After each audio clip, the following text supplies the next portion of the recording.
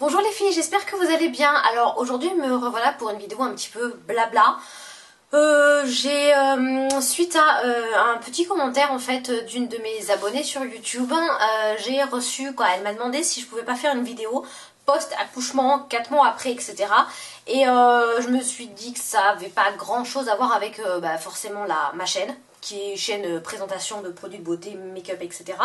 Et je me suis dit que j'allais faire un petit sondage sur YouTube. Et donc je vous ai demandé de cliquer sur le j'aime, sous le commentaire, pour me dire si ça vous intéressait que je vous fasse une vidéo.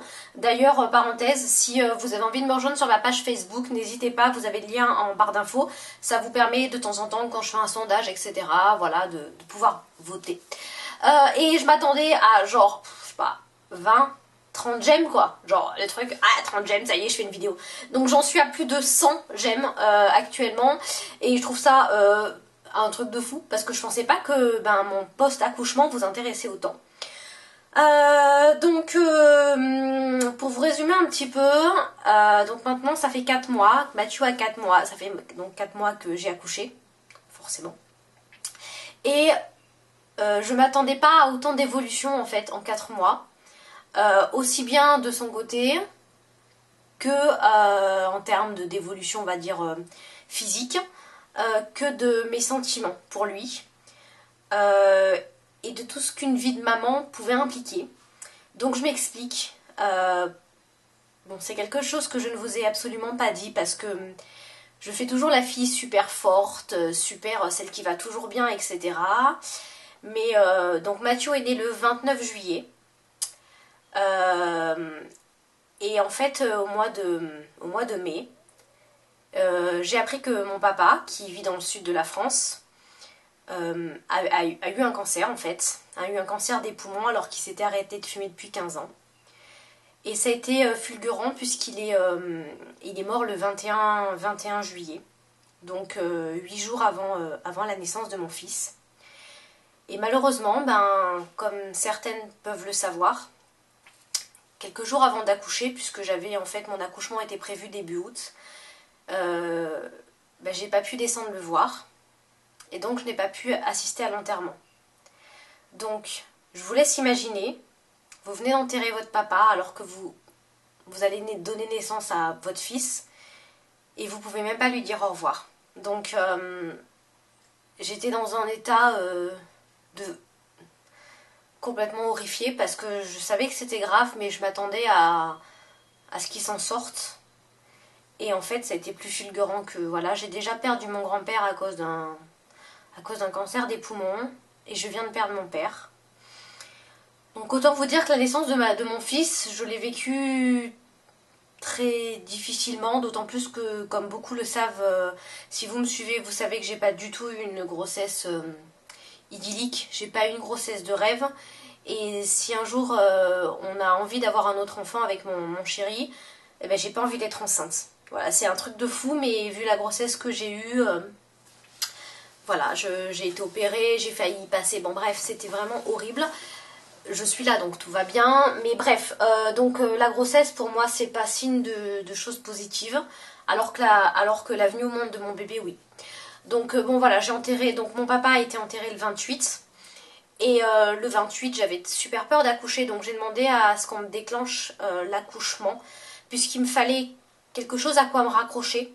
Je commençais à indirectement en vouloir à ce petit être dans mon ventre qui, un, me faisait mal parce qu'il me donnait plein de coups de pied, et deux, parce que, entre guillemets, à cause de lui, parce qu'il était dans mon ventre et que je ne pouvais pas descendre en avion ni en voiture, c'était trop dangereux et je risquais d'accoucher d'un moment à l'autre, et j'ai pas pu dire au revoir à mon papa. Et je vous jure que c'était super difficile. Donc il me fallait quelque chose à quoi me raccrocher, et il fallait que je me sente utile en fait, tout simplement. C'est le genre de discours que j'ai pas eu très souvent avec mes copines, avec ma famille, tout et tout, parce que je fais toujours la fille qui, non mais vous laissez tomber, je suis super forte et tout, je vais y arriver. Mais voilà, aujourd'hui je pense que vous êtes beaucoup à... Il y en a beaucoup qui m'envoient des messages privés, et parfois vous me demandez pourquoi j'ai changé, c'est bizarre, je suis différente, etc. Et en fait je cache beaucoup de choses. Donc voilà, je suis pas tout le temps la fille hyper enjouée que vous voyez. Parfois je pleure, parfois j'ai des problèmes, etc. Et là c'était très difficile. Donc une fois que mon fils est venu au monde, bah, c'était génial, c'était trop bien. Mais je me suis demandé réellement, alors c'est dur hein, parce que peut-être que des mamans vont me trouver complètement folle, mais je me suis demandé en fait si vraiment j'allais l'aimer et pourquoi toutes les mamans elles disaient mais je donnerais ma vie pour lui, etc. Et moi je me disais ouais je l'aime, il est trop mignon, il est pas tout fripé, tout rouge, tout blanc, tout plein de sang et tout, il est trop beau mon bébé quand il est né. Et c'est pas parce que c'est mon bébé, je le dis, mais vraiment il avait pas de sang, il a été nettoyé de suite avant qu'on me le mette dessus, donc moi voilà. Mais je me disais mais ouais ok c'est mon fils, mais c'est quoi qui va faire ce lien de fou quoi? Je vois pas. Et en fait, l'instinct a fait que bah, j'ai de suite pris mon rôle de mère au sérieux. J'ai pas cherché à comprendre, donner les bains, les médicaments, les machins, changer les couches, me lever la nuit. Quoi, l'instinct, je vous jure, les hormones, les filles, c'est wouh, ça vous fait vous réveiller super tôt, vous faites des insomnies de ouf et tout, vous gérez comme Wonder Woman, il y a aucun problème pour se lever toutes les 3 heures et tout. J'ai géré genre pendant plus d'un mois.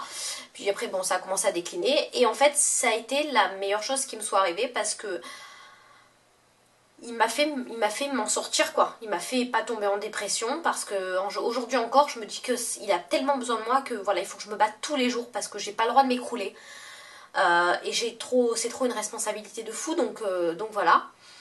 Et au fur et à mesure des semaines qui se sont passées, il a eu des gestes, des regards envers sa maman qui sont tellement d'une puissance mais réellement je pensais pas que ça pouvait exister. Et tout ce que je vais vous dire pour celles qui ne sont pas mamans, vous pouvez pas comprendre tant que vous l'avez pas vécu. Et c'est ce qu'on me disait et j'y croyais pas.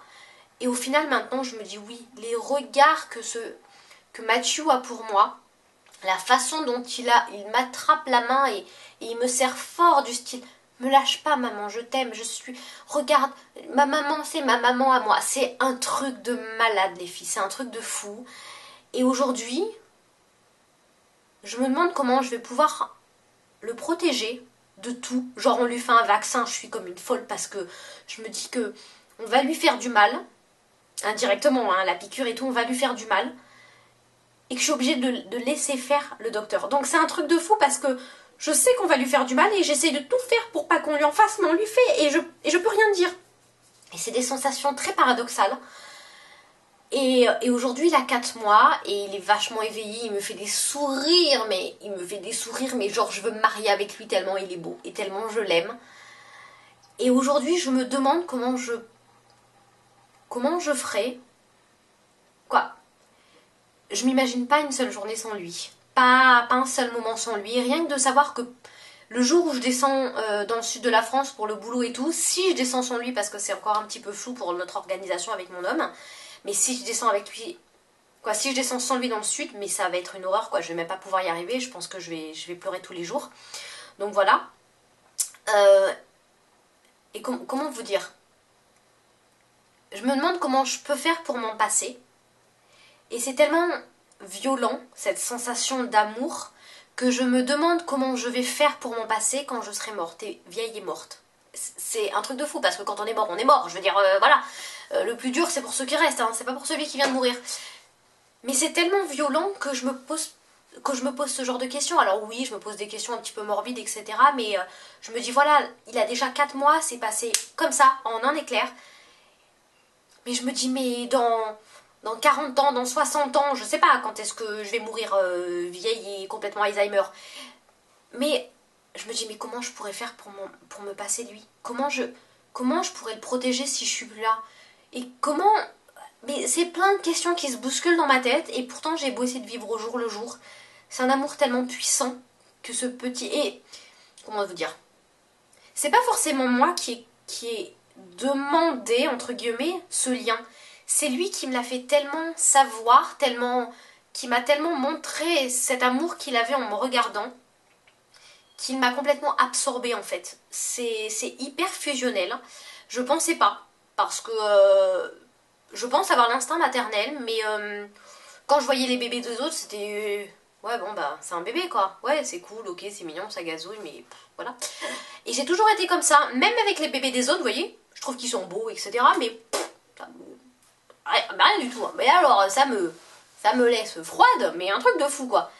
Mais mon fils, Mais il n'y a personne qui existe, quoi.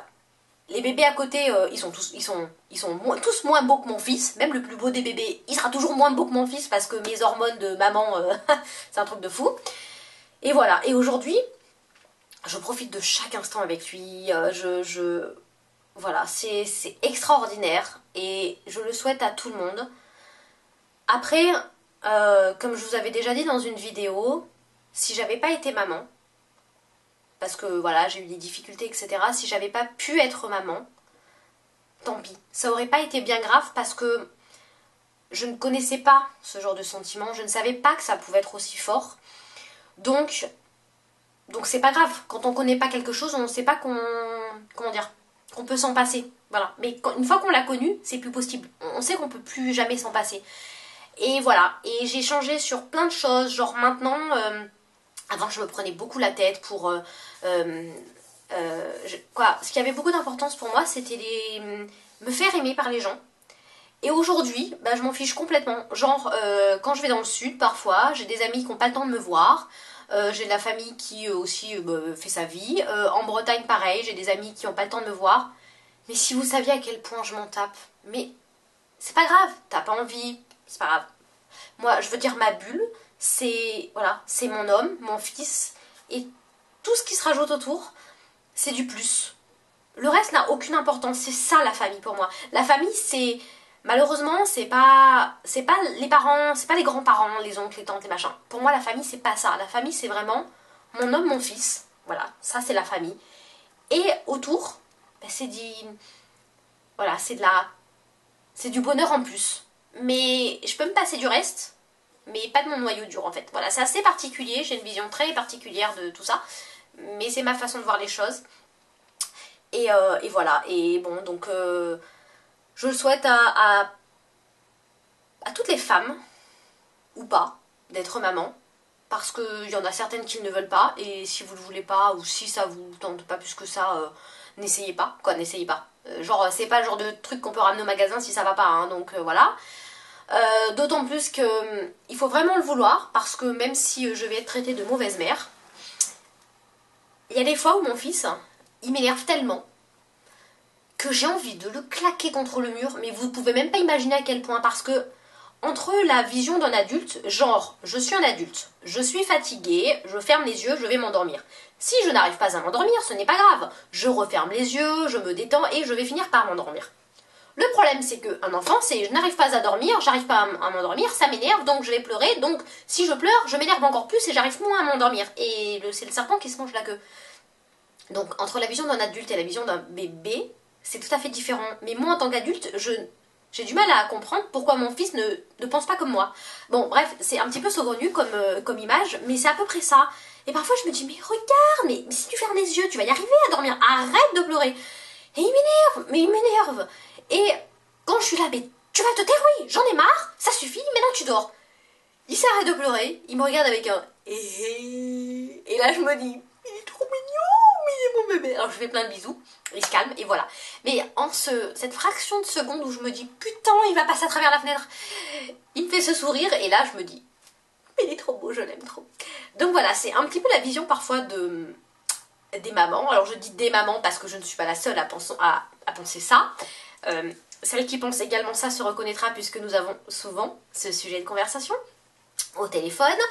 Donc voilà, et non, c'est vraiment génial. Donc voilà, après, pour Mathieu, en fait, c'est voilà, c'est le principal. Il se développe super bien, il est au top. Donc là, pour les 4 mois, donc pour les mamans pour les mamans, elles vont à peu près comprendre.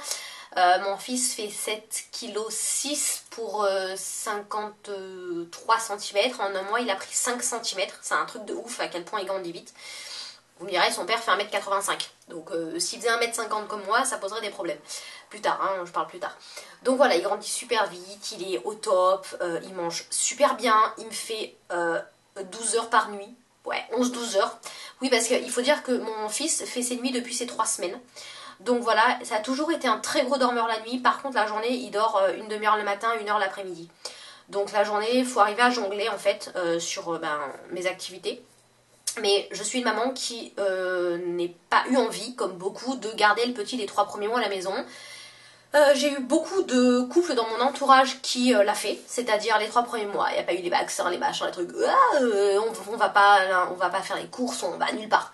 Moi, le premier mois, il a pris la voiture, il est allé dans le sud de la France, il est allé en Espagne, il venait à l'équitation avec moi voir mes copines, il allait au supermarché, il allait dans les noses, il allait faire du shopping avec moi, il a tout fait.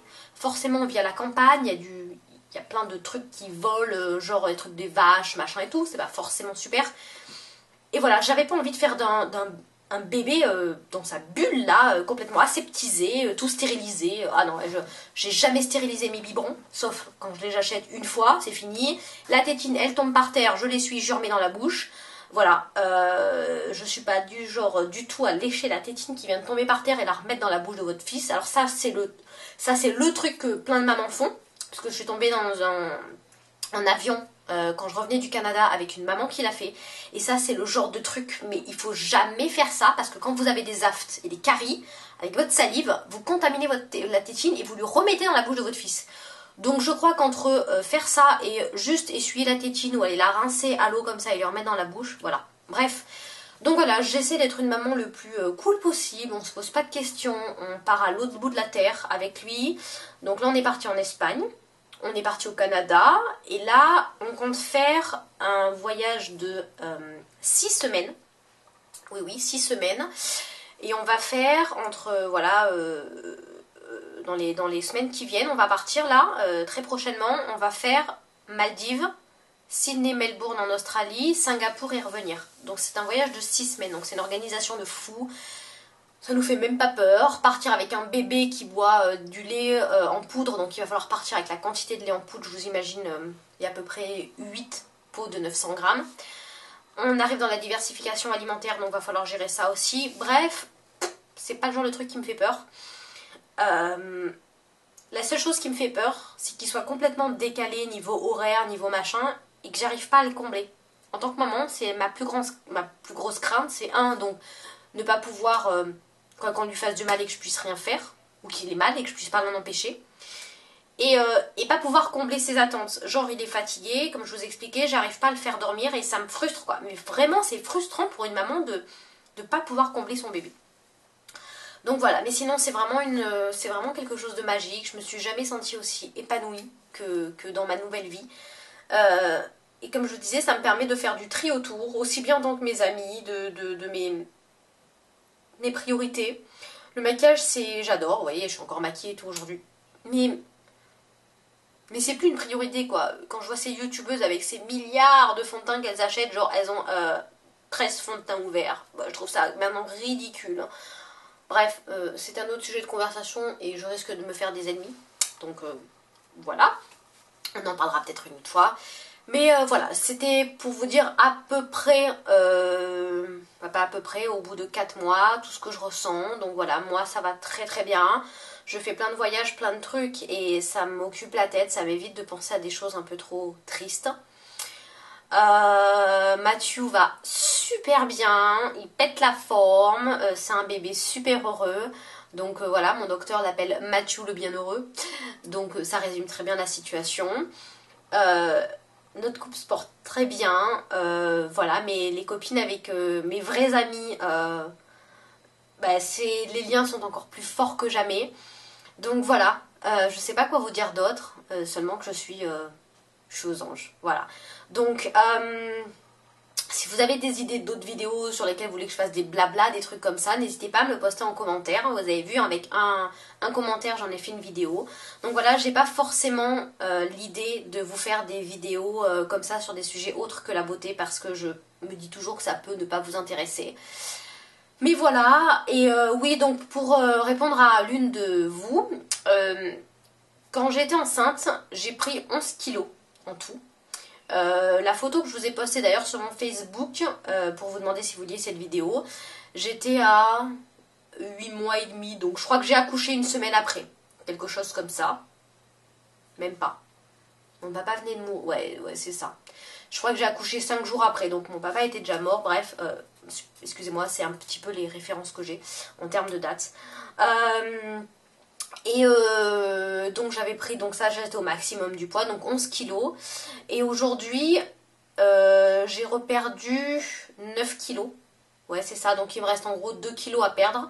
Mais là, je vais changer de mode de contraception parce que la pilule que je prends me correspond pas et ça m'empêche un peu de maigrir parce que, oui, la pilule fait grossir, en tout cas pour moi. Et les 2 kilos qui me restent à perdre, j'arrive pas à les perdre. Et donc, je sais qu'en changeant de contraception, je vais fondre et voilà, retrouver les 45 kilos que je fais actuellement.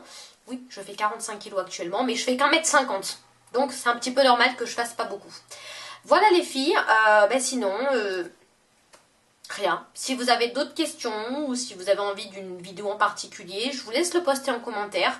Et pareil, je ferai un sondage sur Facebook. Donc pour celles qui m'ont pas encore sur Facebook, n'hésitez pas à me rajouter en ami, ça vous permet également de voter. Si vous avez envie, hein, si vous n'avez pas envie, tant pis pour vous. Voilà.